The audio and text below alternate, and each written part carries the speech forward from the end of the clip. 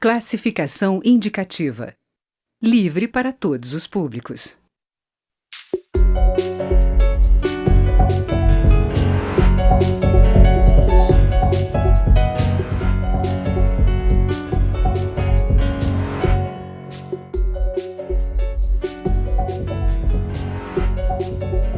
Olá!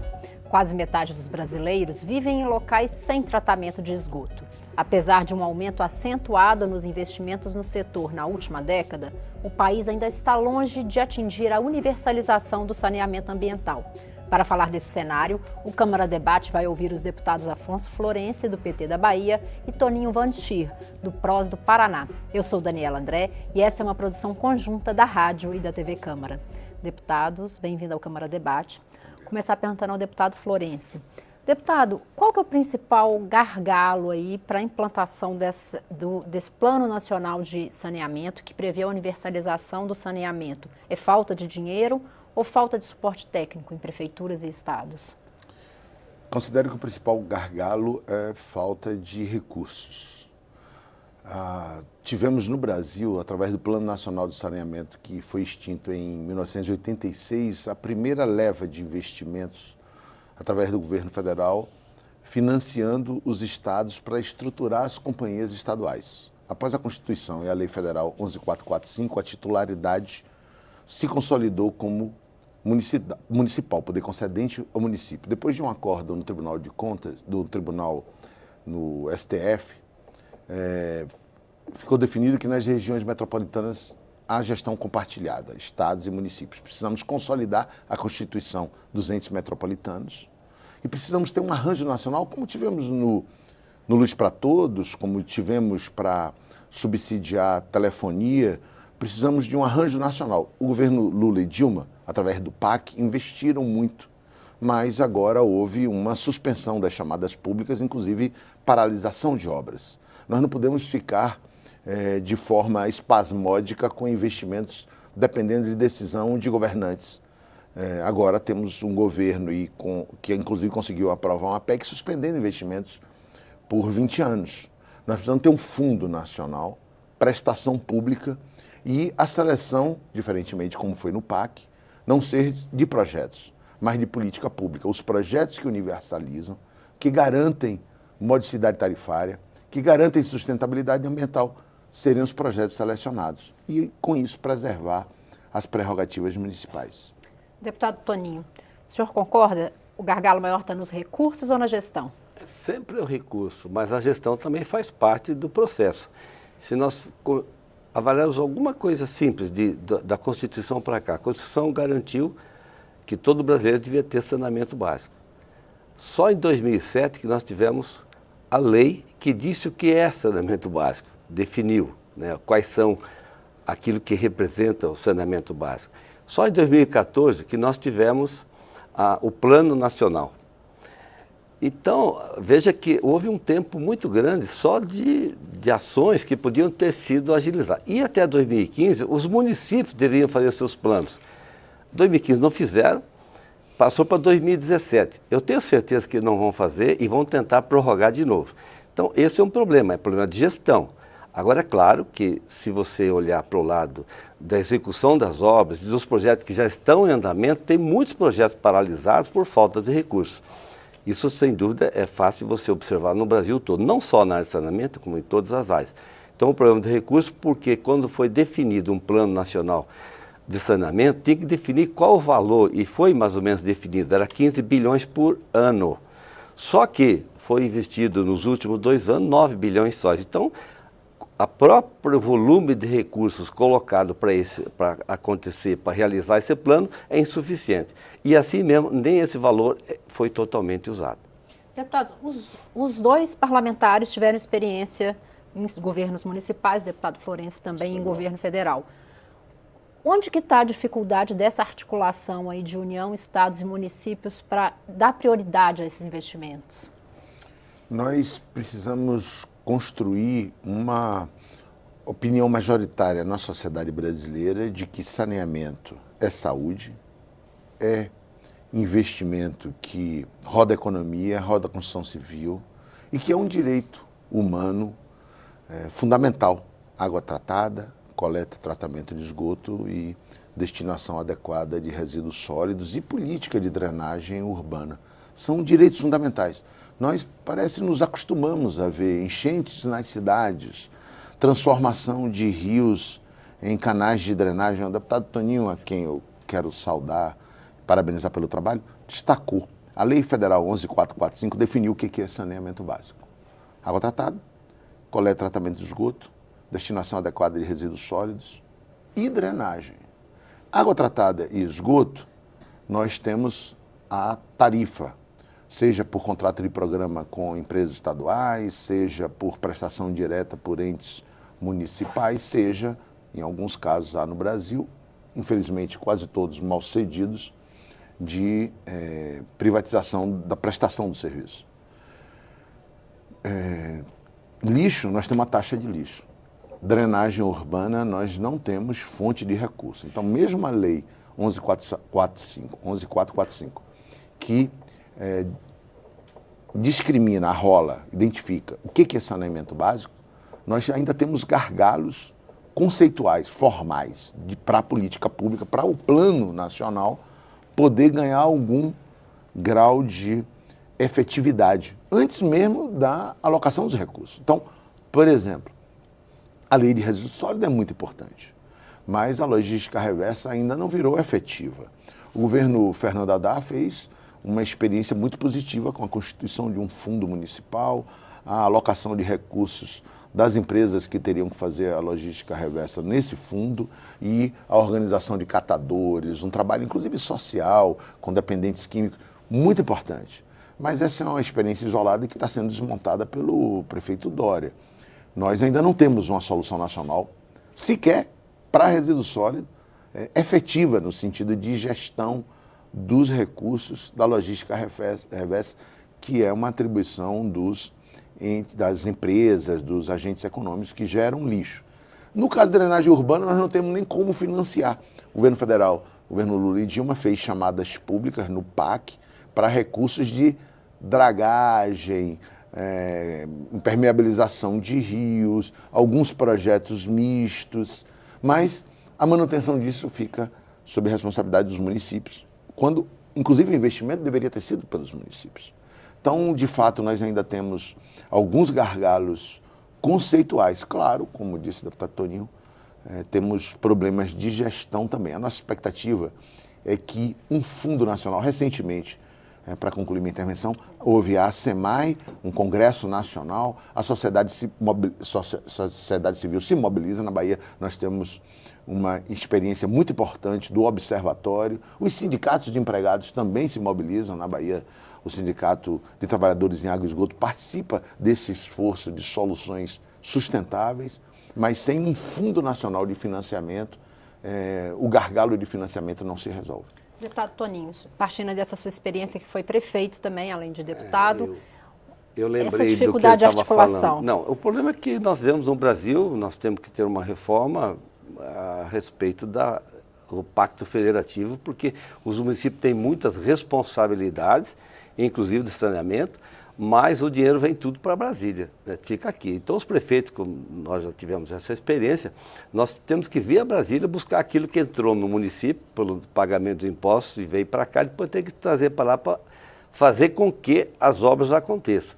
Essa questão da drenagem, nós quando fomos prefeitos, tinha um projeto, tem um plano aqui em Brasília, onde nós conseguimos recursos para fazer um projeto de macro e micro drenagem, evitando futuras inundações que no nosso município, tenho certeza, não vão acontecer.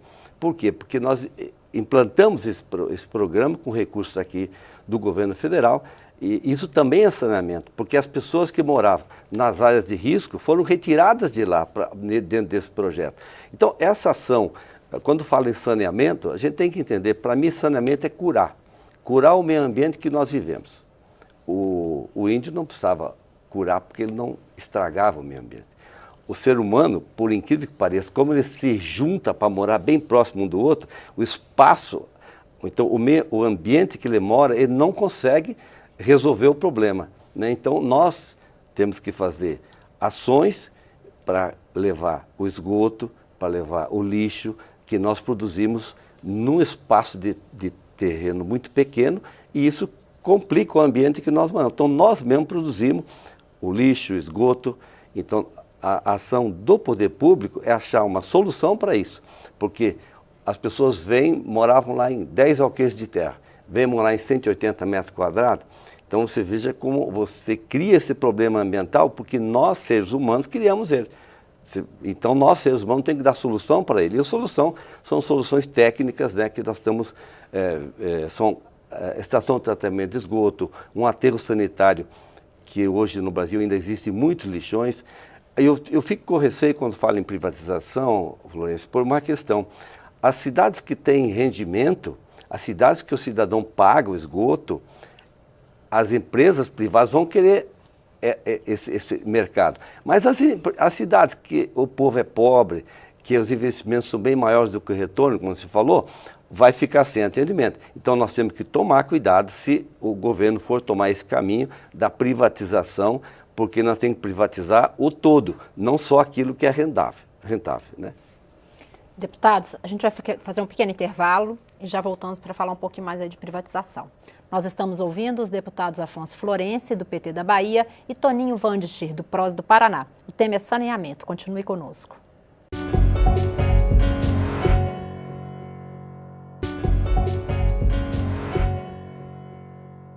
Câmara Debate está de volta. Hoje nós estamos conversando com os deputados Afonso Florencio, do PT da Bahia, e Toninho Vandestir, do PROS do Paraná, sobre saneamento.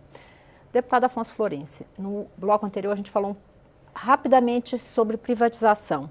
O senhor acha que é possível, o deputado manifestou que é contrário a um modelo sem controle. O senhor acha que é possível ter um modelo, algum tipo de controle que possibilite mais investimento, mas não deixe de fora alguns grupos populacionais? Com certeza.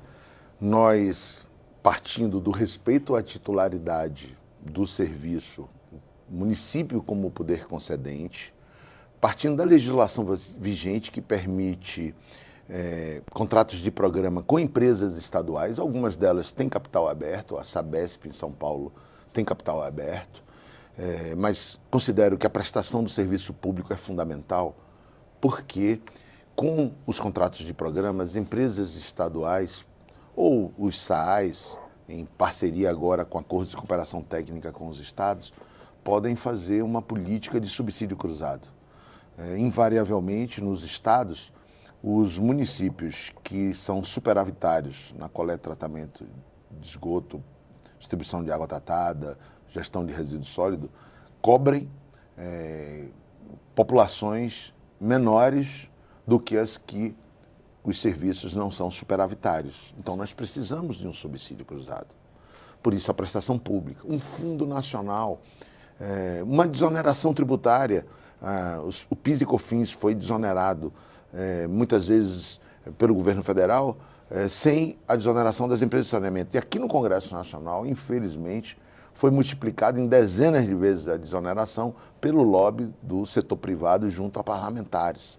E as empresas do setor de saneamento continuaram com a tributação, que não é um tributo, é uma contribuição social, PIS e COFINS.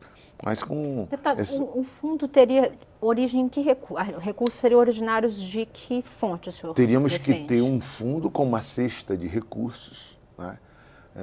O deputado Toninho destacou como há uma relativa concentração tributária, mas nós temos o ICMS, que a legislação já prevê que não seja cobrado das empresas de saneamento. Então, o que seria a contrapartida estadual não existe. Por outro lado, as empresas estaduais contraem empréstimos, pagam juros, captam recursos de mercado, às vezes pelo FGTS, às vezes com taxas de mercado. Os municípios poderiam entrar com uma parcela do seu IPTU, do seu ISS ou do seu FPM, aqueles para os quais isso for possível, mas uma cesta de recursos federais com recursos oriundos, por exemplo, do PIS e COFINS, que poderiam ser desonerados. É razoável fazer uma conta geral de que, para cada valor de receita própria que uma empresa estadual investe, algo aproximado desse valor, digamos, se uma empresa investe 100 milhões ano, uma empresa de porte pequeno, quase 100 milhões é o que ela arrecada de PIS e COFINS. Então, seria quase que dobrar os investimentos dessa empresa. Se houver ou IPI ou imposto de renda, se for explicado ao cidadão que ele paga 27,5% de imposto de renda e que 1% desse valor de imposto de renda será transferido para um fundo, o cidadão vai ver, eu vou garantir. São Paulo teve crise hídrica, porque a Sabesp, ela sendo uma empresa de capital aberto, às vezes ela tem mobilidade para captar de mercado, mas ela não pode pegar o OGU. Ela não pode pegar o Orçamento Geral da União. Então ela pega a juros maiores. Quando ela tem distribuição de dividendos, ela deixa de investir. E os valores necessários de investimento no estado de São Paulo, na região de Cantareira, foram aproximadamente iguais daqueles que eram distribuídos como dividendos. Então, não é que diga assim, tem que estatizar tudo numa caneta. Não é isso. É que nesse segmento que o país ainda demanda muito de investimento, e temos que lembrar isso, roda a economia, roda o setor da construção civil, de serviços, nós precisamos de um fundo, garantir a prestação pública, garantir o subsídio cruzado, garantir o controle social, reitero, a população, os cidadãos, as empresas, os movimentos sociais. Na Bahia nós temos a experiência do observatório da água, do saneamento básico. Eu acho que esse arranjo nacional será produtivo para um país mais generoso. Deputado Toninho, o senhor acha que é possível se ter um modelo adequado de privatização? E a segunda pergunta é o fundo que o deputado propõe. Veja bem, no meu entendimento, que o dinheiro está aí. Você não precisa ter o fundo se você tem realmente... É claro que o fundo ele vai priorizar antecipadamente aquele recurso para aquele fim. Mas o recurso está disponível. Só que nós temos hoje no Brasil algumas questões que a gente tem que lembrar. Por exemplo, nós dizemos que a educação é algo de prioridade para o nosso país. Nós não temos todos os investimentos na educação. Nós dizemos que a saúde é prioritária. Nós temos dificuldade no investimento. Então, nós temos que criar um fundo para cada setor. Eu acho que a questão... Saúde e educação já tem. Não, tem, eu sei. Eu quero dizer então, para você que... o Fundeb e o Fundo Nacional de Saúde, os fundos estaduais. Então, nós criamos os fundos e ali, só que ainda assim são insuficientes. Então, o que eu vejo é que nós temos que priorizar, se é saneamento, nós temos que ter, nesse plano, que ainda não temos nenhum municipal executado, nós temos que ter definido quais são os recursos. Quer ver uma questão? Bolsa Família foi criado em 2004, 2003, não lembro quando foi lá. Hoje nós gastamos 30 bilhões por ano. E todo ano tem 30 bilhões para pagar o Bolsa Família. Nós fizemos uma conta que 15 bilhões seria o suficiente para em 20 anos nós criarmos um serviço de saneamento adequado. Nós gastamos só 9. Então, esse que eu digo, quando a gente diz que é prioridade, a gente tem que destinar aquele recurso do orçamento e o recurso ficar separado. Seria um fundo, mas um fundo não arbitrário, um fundo por decisão política, né? Eu digo que o problema do Brasil são os políticos, mas a solução para o Brasil também são os políticos, né? Nós temos os problemas e as soluções. Então, quando nós tomamos decisões que vamos atacar esse problema, que é um problema sério, né, de saneamento, que é um problema de saúde pública, de crianças com diarreia, crianças doentes, tudo nós sabemos que afeta a saúde, então nós temos que reservar esse dinheiro no orçamento. Eu entendo a criação do fundo, eu acho que é importante, porque você já destina antecipadamente, mas no orçamento você também antecipa, só que você depois não executa esse orçamento da forma que você falou que ia executar. No Brasil nós temos esse problema.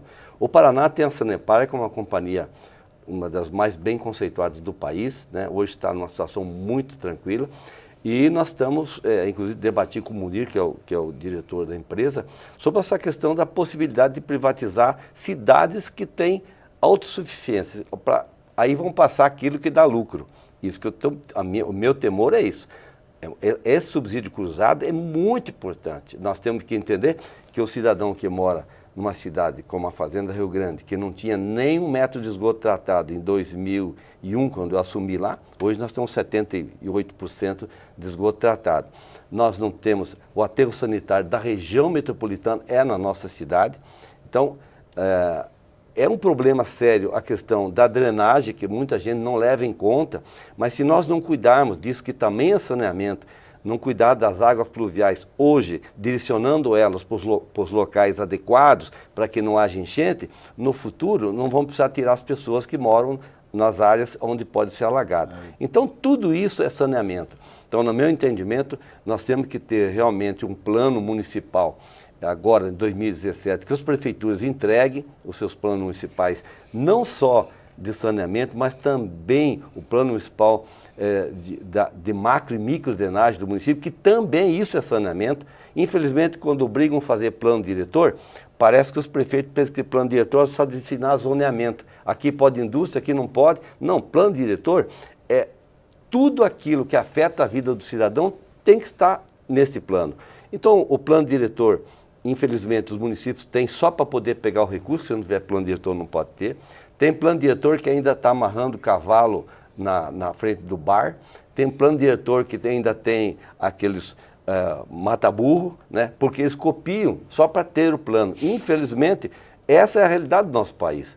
Por isso que eu falo que os problemas que nós temos no país são problemas políticos que vêm do presidente ao prefeito, ao vereador, e as soluções também passam por os políticos que assumem esses mandatos e às vezes não têm o conhecimento, a necessidade.